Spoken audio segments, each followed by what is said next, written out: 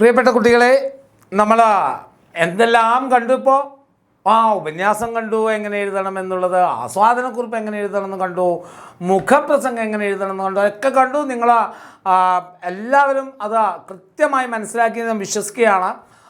ഞാനതൊക്കെ എടുത്തപ്പോൾ നിങ്ങളോട് പറഞ്ഞൊരു കാര്യമുണ്ട്. എന്താണ്? അവയൊന്നുമില്ലാത്ത ഒരു ക്വസ്റ്റ്യൻ പേപ്പർ നിങ്ങൾക്കുണ്ടാവില്ല എന്നുള്ളതാണ്. അത് 100% ഉറപ്പ് തന്നെയാണ്. അതുപോലെ തന്നെ ക്വസ്റ്റ്യൻ പേപ്പറിൽ 100% വരുന്ന മറ്റൊരു ചോദ്യത്തിലേക്കാണ് നമ്മളിപ്പോൾ കടക്കാൻ പോകുന്നത്. ആ ചോദ്യം മറ്റേതുമല്ല, കഥാപാത്ര നിരൂപണം എങ്ങനെയാണ് നടത്തേണ്ടത്, അല്ലെങ്കിൽ എങ്ങനെയാണ് തയ്യാറാക്കേണ്ടത്. ഇതും നമുക്ക് കൺഫ്യൂഷനുള്ള കാര്യമല്ലേ. നമുക്കറിയാം കഥാപാത്രം ഇന്ന ആളുകളാണ്, ഇന്ന കഥാപാത്രം ഇന്ന സംഭവമാണ്, ഈ കഥാപാത്രം എഴുതുമ്പോൾ ഇന്ന കാര്യങ്ങൾ നമ്മൾ ശ്രദ്ധിക്കുക, ഒക്കെ നമുക്കറിയാം. പക്ഷേ അതിൻ്റെ ഒരു ഘടന നമുക്കറിയാത്തത് കൊണ്ട് അതിനെ എങ്ങനെ ശാസ്ത്രീയമായി എഴുതാം എന്നുള്ളത് പലപ്പോഴും നമുക്കറിയാത്ത ചോദ്യമാണ്. അപ്പോൾ ആ ഒരു പരിഹാരം എൻ്റെ മക്കൾക്കുണ്ടാവരുത് എന്ന് കരുതിയാണ് നമ്മൾ എന്ത് ചെയ്തത്, കഥാപാത്ര നിരൂപണം എങ്ങനെ തയ്യാറാക്കാം എന്നുള്ളത് സാർ ഇവിടെ പറയാൻ പോകുന്നത്. എങ്ങനെയാണ് നമുക്ക് കഥാപാത്ര നിരൂപണം തയ്യാറാക്കാം. കഥാപാത്രത്തിൻ്റെ പേര് കഥാപാത്ര നിരൂപണത്തിൻ്റെ തലക്കെട്ടായി നൽകണം. അതാണ് പ്രധാനപ്പെട്ട. ഈ തലക്കെട്ടെന്ന് പറയുമ്പോൾ മക്കൾ ഈ സെൻറ്ററിൽ എഴുതുന്നത് മാത്രമല്ല കേട്ടോ, സൈഡിൽ എഴുതിയാൽ മതി. ഞാൻ നേരത്തെ പറഞ്ഞ പോലെ തന്നെ. അപ്പോൾ കഥാപാത്രത്തിൻ്റെ പേര്, ഇപ്പം ദസ്തേവ്സ്കി കഥാപാത്ര നിരൂപണം ചെയ്യാൻ പറഞ്ഞാൽ ദസ്തേവ്സ്കി തലക്കെട്ടായി. ദുര്യോധനാണ് കഥാപാത്രം ചോദിക്കുന്നതെങ്കിൽ ദുര്യോധനൻ അത് മതി. അപ്പോൾ കഥാപാത്രത്തിൻ്റെ പേരാണ് കഥാപാത്ര നിരൂപണത്തിന് നമ്മൾ തലക്കെട്ടായി കൊടുക്കേണ്ടത്. മറന്നു പോകരുത്. കഥാപാത്രത്തിൻ്റെ പേരാണ് കഥാപാത്ര നിരൂപണത്തിൻ്റെ തലക്കെട്ടായി നൽകേണ്ടത്. ഇനി ആമുഖം, ആസ്വാദനക്കുറിപ്പ് എഴുതുന്ന പോലെ തന്നെ എഴുത്തുകാരിയുടെ പേരും അവരുടെ ഏത് കൃതിയിലെ കഥാപാത്രം ഇതെന്നും എഴുതുകയാണ് കഥാപാത്ര നിരൂപണം തുടങ്ങേണ്ടത്. വെരി ഇമ്പോർട്ടൻ്റ് ആണ്. ആമുഖം എഴുതുമ്പോൾ എന്തെങ്കിലുമൊക്കെ എഴുതി വെക്കുക അല്ല നമ്മൾ ചെയ്യേണ്ടത്. പകരം എന്താണ്, ആസ്വാദനക്കുറിപ്പ് നമ്മൾ കണ്ടു, കവി പരിചയവും എഴുത്തുകാരനെ കുറിച്ചാണ് പരിചയപ്പെടുത്തുക. അതുപോലെ തന്നെയാണ് എഴുത്തുകാരനെ അല്ലെങ്കിൽ എഴുത്തുകാരിയെക്കുറിച്ച് പരിചയപ്പെടുത്തുക.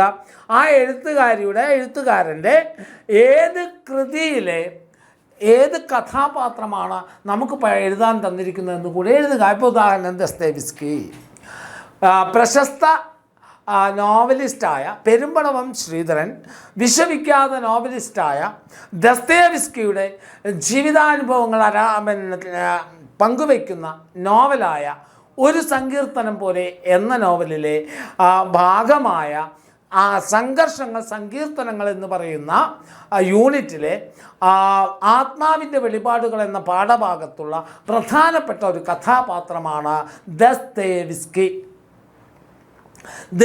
ഹൃദയത്തിൽ ദൈവത്തിൻ്റെ കയ്യൊപ്പ് ചാർത്തിയ ഈ എഴുത്തുകാരൻ്റെ ആത്മസംഘർഷങ്ങളാണ് പാഠഭാഗത്ത് ഉടനീളമുള്ളത്. ക്ലിയറാണോ? ആമുഖമായോ എഴുത്തുകാരനെക്കുറിച്ച്, ആ എഴുത്തുകാരൻ്റെ ഏത് കൃതിയിലെ ഏത് കഥാപാത്രമാണ് നമ്മളുള്ളത്. അപ്പോൾ ഇനിയിപ്പോൾ ഉദാഹരണത്തിന് ദുര്യോധനാണ്. അപ്പോൾ നമുക്ക് എന്ത് ചെയ്താം, മഹാഭാരതത്തിൻ്റെ സ്വതന്ത്ര നിരൂപണ ഗ്രന്ഥമായ ഭാരത പര്യടനം എന്ന് പറയുന്ന കുട്ടിക്കൃഷ്ണമാരാരുടെ ഭാരത പര്യടനം എന്ന് പറയുന്ന കൃതിയിലെ ഒരു ഭാഗമായ യുദ്ധത്തിൻ്റെ പരിണാമം എന്ന പാഠഭാഗത്തിലെ ഏറ്റവും പ്രധാനപ്പെട്ട ഒരു കഥാപാത്രമാണ് ദുര്യോധനൻ എന്ന് പറയുന്നത്. ഭീമൻ്റെ ഗത കൊണ്ടുള്ള തുടയ്ക്കുള്ള പ്രഹരമേറ്റ് അടിയേറ്റ് നിലത്ത് വീണ് കിടക്കുന്ന ദുര്യോധനൻ്റെ വാക്കുകളാണ് യുദ്ധത്തിൻ്റെ പരിണാമത്തിലെ ഏറ്റവും പ്രധാനപ്പെട്ട ഭാഗം. ഇതാണ് ദുര്യോധനൻ. ഇനിയിപ്പോൾ അശ്വത്ഥാമാവാണെങ്കിൽ അതുപോലെ തന്നെ നമ്മളീ പറഞ്ഞ മഹാഭാരതത്തിൻ്റെ സ്വതന്ത്ര നിരൂപണ ഗ്രന്ഥമായ കുട്ടിക്കൃഷ്ണമാരാരുടെ ഭാരത പര്യടനം എന്ന് പറയുന്ന കൃതിയിലെ പ്രധാനപ്പെട്ട ദുര്യോധനോളം തന്നെ പ്രധാനപ്പെട്ട മറ്റൊരു കഥാപാത്രമാണ് അശ്വത്ഥാമാവ്. ദുഷ്പ്രവർത്തി കൊണ്ട് മേലാസകലം വ്രണങ്ങളോടുകൂടി ചിരഞ്ജീവിയായി ശാപം കിട്ടിയ കഥാപാത്രം കൂടിയാണ് അശ്വത്ഥാമാവ്. അപ്പോൾ എന്തായി? ആമുഖമായി. അങ്ങനെ ഏത് ചോദിച്ചാൽ നമുക്ക് വരാൻ സാധ്യതയുള്ള കഥാപാത്രങ്ങളൊക്കെ നമ്മൾ ഈ കഥാപാത്ര നിരൂപണത്തിൽ ഇന്ന് ചർച്ച ചെയ്യുന്നുണ്ട്. ഇനി കഥാപാത്രത്തിൻ്റെ രൂപം, വേഷം, ഭാഷ, സ്വഭാവ സവിശേഷതകൾ തുടങ്ങിയ കഥാപാത്രത്തിൻ്റെ വ്യക്തിത്വത്തെക്കുറിച്ചാണ് അടുത്തതായി എഴുതേണ്ടത്. കഥാപാത്രത്തിൻ്റെ വ്യക്തിത്വത്തെക്കുറിച്ച് കഥയിൽ, കവിതയിൽ സൂചിപ്പിച്ചിട്ടുണ്ടാകും. അതാവുന്നു നോക്കി വെക്കണേ മക്കള്. കഥാപാത്രത്തിൻ്റെ രൂപം അല്ലേ? ഇവിടെ ഇപ്പം നമുക്ക് ദുര്യോധനനാണ് ചോദിക്കുന്നതെങ്കിൽ എങ്ങനെ എഴുതാം? തുടയലിൽ ചതഞ്ഞ ഭൂമിയിൽ മണ്ണ് പെരണ്ട മുടി ചിന്നുമാറ് ഉലച്ച് തല ആട്ടിക്കൊണ്ടും കൈകൾ നിലത്ത് അടിച്ചുകൊണ്ടും തൻ്റെ പ്രതിഷേധം അറിയിച്ചുകൊണ്ടാണ് ദുര്യോധനൻ എന്ന കഥാപാത്രം ആദ്യം പ്രത്യക്ഷപ്പെടുന്നത്. അതാണ് അദ്ദേഹത്തിൻ്റെ വേഷം രൂപം അല്ലേ? രൂപം സ്വഭാവം. എന്താണ് സ്വഭാവം? ദുര്യോധനൻ്റെ സ്വഭാവം വെച്ച് നോക്കുമ്പോൾ എന്താ പറയുക? സ്വപ്രത്യേക സ്ഥൈര്യമുള്ള കഥാപാത്രമാണ്. താൻ പറഞ്ഞതിൽ വീണ് കിടക്കുമ്പോൾ പോലും ആ പറഞ്ഞ കാര്യങ്ങൾ ഉറച്ചു നിൽക്കുന്ന കഥാപാത്രമാണ് ദുര്യോധനൻ എന്ന് പറയുന്നത്. അതുപോലെ വിധിയിൽ വിശ്വസിക്കുന്ന കഥാപാത്രമാണ് ദുര്യോധനൻ എന്നുള്ളത് അല്ലേ? താൻ ഭീഷ്മർ, ദ്രോണർ, കർണൻ തുടങ്ങിയ മഹാരഥന്മാരുണ്ടായിട്ടും 11ഓളം അക്ഷൗണിപ്പട തൻ്റെ കൂടെ ഉണ്ടായിട്ടും താൻ വീണു പോയെങ്കിൽ അത് വിധി മാത്രമാണെന്ന അദ്ദേഹത്തിൻ്റെ വാക്കുകളിലൂടെ വിധിയിൽ വിശ്വസിക്കുന്ന കഥാപാത്രമാണ് ദുര്യോധനൻ എന്ന് നമുക്ക് വ്യക്തമായി കാണാൻ പറ്റും. അതാണ് അദ്ദേഹത്തിൻ്റെ രൂപം. ഇനി വ്യക്തിത്വം, അതുതന്നെയാണ് വ്യക്തിത്വം. അപ്പോൾ വേഷം, ഭാഷ, സ്വഭാവം തുടങ്ങിയവയൊക്കെ കഥാപാത്ര നിരൂപണത്തിന് അത്യന്താപേക്ഷിതമാണ്. അതാണ് ആദ്യം തുടങ്ങേണ്ടത്. കഥാപാത്രത്തിൻ്റെ മാനസികാവസ്ഥയും കവിതയിലെ കഥാപാത്രത്തിൻ്റെ സ്ഥാനവും കണ്ടെത്തി എഴുതുക. അതിന് കവിത വായിച്ച് അതിൽ ആശയം വ്യക്തമായി മനസ്സിലാക്കണം. കഥാപാത്ര നിരൂപണം എഴുതണമെങ്കിൽ പാഠഭാഗം നമുക്ക് അത്രമാത്രം വ്യക്തമായിരിക്കണം. ആവർത്തിച്ച് വായിച്ച ആ കഥാപാത്രത്തിൻ്റെ സവിശേഷതകൾ നമ്മുടെ മനസ്സിൽ ആഴത്തിൽ പതിപ്പിച്ച് വെച്ചാൽ മാത്രമേ നമുക്ക് എന്ത് ചെയ്യാൻ പറ്റുകയുള്ളൂ? കഥാപാത്ര നിരൂപണം വ്യക്തമായിട്ട് എഴുതാൻ സാധിക്കുകയുള്ളൂ. അതൊന്നും ഓർത്ത് വെക്കണം എൻ്റെ മക്കൾ കേട്ടോ. കഥാപാത്രത്തിന് കഥയിലെ മറ്റ് കഥാപാത്രങ്ങളുമായുള്ള ബന്ധം, കഥാപാത്രത്തിൻ്റെ സൂക്ഷ്മ സ്വഭാവങ്ങൾ, കഥാപാത്രത്തെക്കുറിച്ച് നമ്മുടെ അഭിപ്രായം എന്നിവയെല്ലാം എഴുതണം. അപ്പം ഒന്നുകൂടെ സാറ് പറയാം. ഒന്ന്, കഥാപാത്രത്തിൻ്റെ പേര് തന്നെ ആയിരിക്കണം തലക്കെട്ട് കൊടുക്കേണ്ടത്. ആമുഖത്തിൽ എന്തൊക്കെ വേണം? എഴുത്തുകാരെക്കുറിച്ച്, കഥയിൽ കൃതിയിൽ കഥാപാത്രത്തിൻ്റെ പ്രാധാന്യത്തെക്കുറിച്ച് അവയൊക്കെ ചെയ്തുകൊണ്ടായിരിക്കണം കഥാപാത്ര നിരൂപണം ആമുഖം എഴുതേണ്ടത്. ഇനി കഥാപാത്രത്തിൻ്റെ രൂപം, വേഷം, ഭാഷ, സ്വഭാവ സവിശേഷതകൾ തുടങ്ങി കഥാപാത്രത്തിൻ്റെ വ്യക്തിത്വത്തെക്കുറിച്ചാണ് അടുത്തതായി എഴുതേണ്ടത്. അത് നമ്മുടെ പാഠഭാഗത്തുണ്ടാകും. പിന്നെ കഥാപാത്രത്തിൻ്റെ മാനസികാവസ്ഥ, കഥാപാത്രത്തിന് മറ്റു കഥാപാത്രങ്ങളുള്ള ബന്ധം, അവയൊക്കെ സൂചിപ്പിക്കണം. ഇനി നോക്കൂ, നമുക്ക് ദസ്തയേവ്സ്കിയെക്കുറിച്ചുള്ള കഥാപാത്ര നിരൂപണം കാണാം. ദസ്തയേവ്സ്കിയെക്കുറിച്ചുള്ള പ്രധാനപ്പെട്ട സൂചനയും ഞാൻ സാർ ഇവിടെ തന്നിട്ടുണ്ട്. നോക്കൂ നിങ്ങൾ, വിശ്വവിഖ്യാതനായ നോവലിസ്റ്റാണ് അല്ലേ? അദ്ദേഹത്തെക്കുറിച്ചുള്ള കഥാപാത്രം മുകളിൽ കൊടുത്തിരിക്കുന്ന പാഠഭാഗങ്ങളും ദസ്തയേവ്സ്കി കഥാപാത്രത്തെ നിരൂപണം ചെയ്യുക. അപ്പോൾ ആദ്യം എന്താ വേണ്ടത്? ദസ്തയേവ്സ്കി കഥാപാത്രത്തിൻ്റെ പേര് തന്നെ നമ്മൾ ശീർഷകം കൊടുത്തു അല്ലേ? ക്ലിയർ അല്ലേ മക്കൾക്ക്? അല്ലേ? അപ്പം എൻ്റെ മക്കൾ വളരെ മനോഹരമായിട്ട് നിങ്ങൾക്ക് പരീക്ഷ പുഷ്പം പോലെ അല്ലെ, ഒരു പുഷ്പം പറിക്കുന്ന ലാഘവത്തോടെ പരീക്ഷ എഴുതി പോരാനുള്ള ടിപ്സ് ആൻഡ് ട്രിക്സ് ആണ് ഷായ് സാർ ഇവിടെ പറയാൻ പോകുന്നത് കേട്ടോ. അപ്പോൾ വളരെ വ്യക്തമായി നോക്കുക. അപ്പോൾ നമ്മൾ ദസ്തയേവ്സ്കി കഥാപാത്രത്തിൻ്റെ പേര് തന്നെ നമ്മൾ ശീർഷകമായി കൊടുത്തു. ഇനി നോക്കൂ, വിശ്വവിഖ്യാത നോവലിസ്റ്റായ ദസ്തയേവ്സ്കിയുടെ അല്ലെങ്കിൽ ഇങ്ങനെ തന്നെ എഴുതാം നമുക്കൊന്ന്, വിശ്വവിഖ്യാത നോവലിസ്റ്റും ഹൃദയത്തിന് മേൽ ദൈവത്തിൻ്റെ കയ്യൊപ്പ് പതിഞ്ഞ എഴുത്തുകാരനുമായ ദസ്തയേവ്സ്കി എന്ന നോവലിസ്റ്റിൻ്റെ ജീവിതാനുഭവങ്ങൾ പങ്കുവയ്ക്കുന്ന നോവലായ ഒരു സങ്കീർത്തനം പോലെ എന്ന നോവലിലെ ഒരു ഭാഗമായ ആത്മാവിൻ്റെ വെളിപാടുകൾ എന്ന് പറയുന്ന പാഠഭാഗത്തിലെ മുഖ്യ കഥാപാത്രമാണ് ദസ്തയേവ്സ്കി എന്ന് പറയുന്നത്. അതിനുശേഷം നമുക്ക് അടുത്ത പാരഗ്രാഫായിട്ട് എഴുതുക. 3 ദിവസം തന്നെ തളർത്തിക്കളഞ്ഞ ഒരു ചുഴലി രോഗത്തിൻ്റെ പിടിയിൽ നിന്നും മോചിതനായി പുലർച്ചയ്ക്ക് മുമ്പേയുള്ള അല്ലെങ്കിൽ പ്രഭാതത്തിന് മുമ്പേയുള്ള ഒരു യാമത്തിൽ നടക്കാനിറങ്ങുന്ന ദസ്തയേവ്സ്കിയുടെ ചിന്തകളാണ് പാഠഭാഗത്തിലുടനീളമുള്ളത്. താൻ ദുരന്തങ്ങളുടെ ഇരയാണെന്നും ആ ദുരന്തങ്ങളുടെ ഇര എന്ന് പറയുമ്പോൾ നമ്മൾ ഏതൊക്കെ സൂചിപ്പിക്കണം? എന്തൊക്കെയാണ് സൂചിപ്പിക്കേണ്ടത്? ഭാര്യയുടെ സഹോദരൻ്റെ മരണം, ആ സഹോദരൻ്റെ കുടുംബം ഏറ്റെടുക്കേണ്ടി വന്ന അവസ്ഥ, അതുപോലെ ഭാര്യ ഭാര്യയുടെ മരണം, പിന്നെ ഭാര്യയിലെ അല്ലെങ്കിൽ ഭാര്യയ്ക്കുണ്ടായിരുന്ന തൻ്റെ വളർത്തു മകൻ്റെ പ്രശ്നങ്ങൾ, എഴുത്തുകാരന് അനുഭവിക്കുന്ന വേദനകൾ, അദ്ദേഹം ചൂതാട്ടക്കാരനായിരുന്നു, അപസ്മാര രോഗിയായിരുന്നു, മദ്യപാനിയായിരുന്നു. ഇവയെല്ലാം ഉണ്ടാക്കിയ ദുരന്തങ്ങളാണ് ഈ കഥാപാത്രത്തെ നയിക്കുന്നത്. ദൈവത്തെയും വിധിയെയും ചോദ്യം ചെയ്യുന്നൊരു കഥാപാത്രമാണ് അദ്ദേഹം. ഈ പോയിന്റുകളൊക്കെ നമ്മൾ പാഠഭാഗത്തുണ്ട്. മക്കളത് ആ പോയിന്റ് മാത്രം എഴുതി വെച്ചാൽ പോരാ, അതിന് സൂചന കൂടെ നോക്കുക. ഇപ്പോലത്തെന്ന് പറയുന്നൊരു കഥാപാത്രത്തെ ആത്മഹത്യക്ക് പ്രേരിപ്പിക്കുന്നതിലൂടെ അദ്ദേഹം ദൈവത്തെയും വിധിയെയും ചോദ്യം ചെയ്യാൻ തീരുമാനിക്കുന്നുണ്ട്. അങ്ങനെയുണ്ട്. ദുരന്തങ്ങളെയും സ്വന്തം പീഡാനുഭവങ്ങളെയും സ്നേഹിക്കാൻ പഠിക്കുകയും പഠിപ്പിക്കുകയും ചെയ്യുന്നു. അല്ലേ? എല്ലാ ദുരന്തങ്ങളും ഉണ്ടാകുമ്പോൾ ദസ്തേവ്സ്കി പറഞ്ഞൊരു കാര്യമുണ്ട്, സഹിക്കാനൊന്നുമില്ലാത്ത ജീവിതമാണോ അങ്ങനെയുള്ളൊരു ജീവിതം?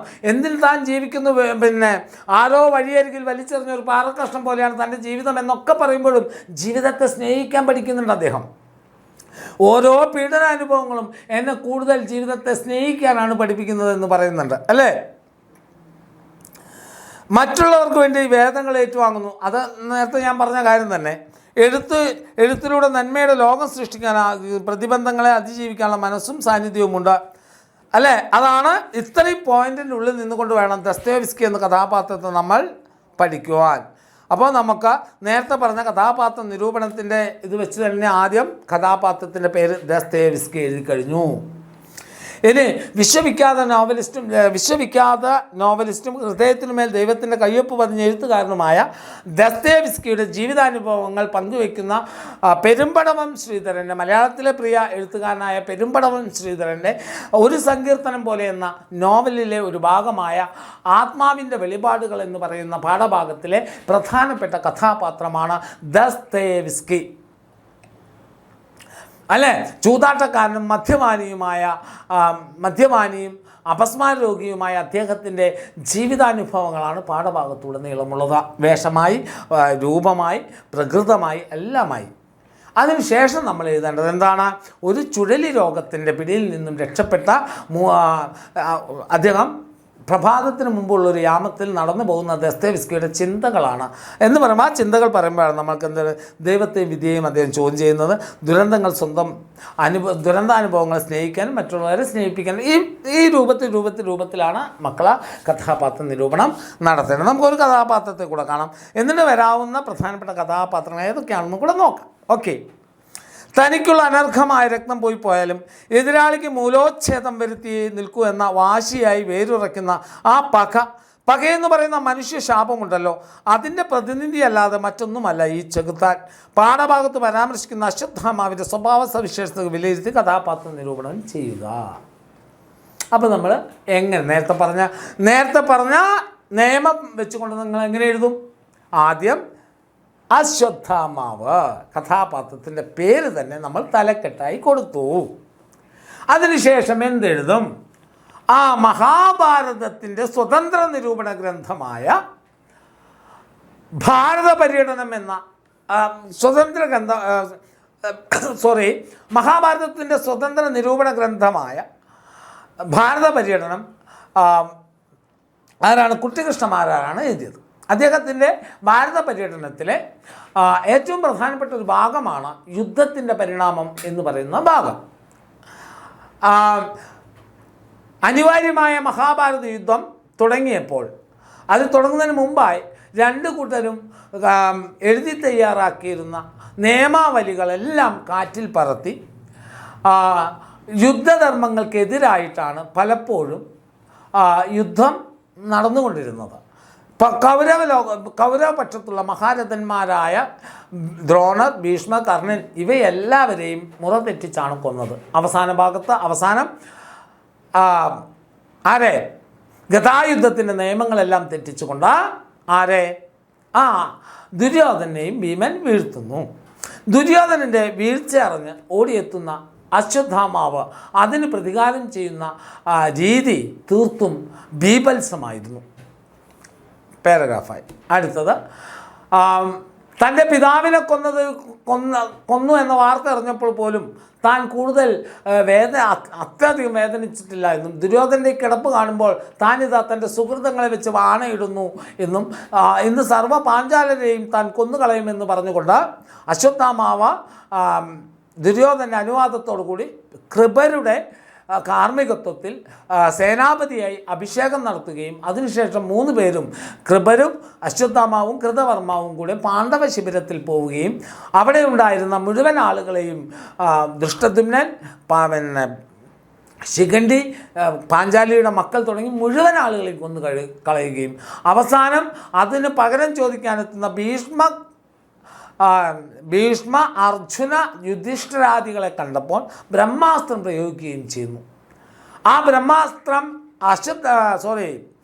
വ്യാസഭഗവാന്റെയും നാരദൻ്റെയും അപേക്ഷ പ്രകാരം പിൻവലിക്കാൻ കഴിയാതെ അത് ഉത്തരയുടെ ഗർഭത്തിലേക്ക് കടത്തിവിടുകയും ചെയ്യുന്നു. ഇങ്ങനെ തീർത്തും ഗർഭസ്ഥ ശിശുവിനെ പോലും കൊല്ലാനുറച്ച ദുഷ്ടചിന്തയുടെ പ്രതീകമാണ് അശ്വത്ഥാമാവ് എന്ന് പറയുന്നത്. അങ്ങനെ ദുഷ്ടത കാണിച്ചത് കൊണ്ട് തന്നെ കൃഷ്ണൻ അദ്ദേഹത്തെ ശപിക്കുന്നുണ്ട്. ആ ഭാഗങ്ങളൊക്കെ എഴുതിയിട്ട് യഥാർത്ഥത്തിൽ അശ്വത്ഥാമാവിനെ ചിരഞ്ജീവിയാക്കിയത് മനുഷ്യനുള്ളിടത്തോളം കാലം ചെറിയ ചെറിയ വഴക്കുകൾ വലുതായി വലുതായി വലുതായി വലിയ കൊടിയ പകയായി മാറി എതിരാളിയെ വേരോടെ നശിപ്പിക്കാൻ ഉറച്ചെത്തുന്ന മനുഷ്യ മനസ്സിൻ്റെ പകയുടെ പ്രതിനിധി തന്നെയാണ് അശ്വത്ഥാമാവ് എന്ന് പറയുന്നത്. ഇതാണ് അശ്വത്ഥാമാവ് എന്ന കഥാപാത്രം. ക്ലിയറാണോ മക്കളെ? ഓക്കെ ആണോ? ഇനി കൂടുതൽ കഥാപാത്ര നിർവഹണങ്ങൾ വരാൻ സാധ്യതയുള്ളൂ. ദുര്യോധനൻ വരാം, കലി വരാം, മലയാളം സെക്കൻഡിലാണെങ്കിൽ ചെമ്പുമത്തായി വരാം, ചാക്കുണ്ണി വരാം, റേഡിയോ വരാം. ഇതൊന്നും മക്കൾ ഈ കഥാപാത്രങ്ങളെ നിങ്ങൾ നോക്കി വെക്കുക. കഥാപാത്രങ്ങളുടെ സവിശേഷതകൾ ചെമ്പുമത്തായി നോക്കൂ, പണത്തിനോടുള്ള ആർത്തിയുള്ള കഥാപാത്രമാണ്.